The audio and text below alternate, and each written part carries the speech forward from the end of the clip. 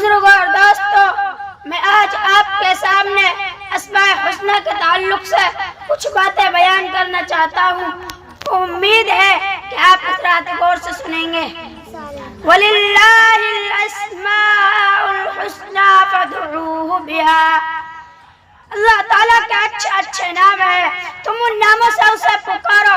ایک اور حدیث میں اللہ کے رسول صلی اللہ علیہ وسلم نے فرمایا، بے شک اللہ تعالیٰ کے 99 نام ہے، جو اللہ تعالیٰ کے ان ناموں کو پڑھے گا وہ جنت میں داخل ہوگا۔ میرے پیارے بھائیوں، اللہ تعالیٰ کے صفاتی ناموں میں بھی زبردست طاقت و تاثیر ہے، اور ان کا یاد کرنے کے بڑے فضائل ہیں، اور ان کو پڑھ کر جو دعائیں مانگی جاتی ہے وہ ضرور قبول ہوتی ہے۔ بس میں انہی چند باتوں پر اپنی تقریر ختم کرتا ہوں۔ وما علینا الا البلاغ۔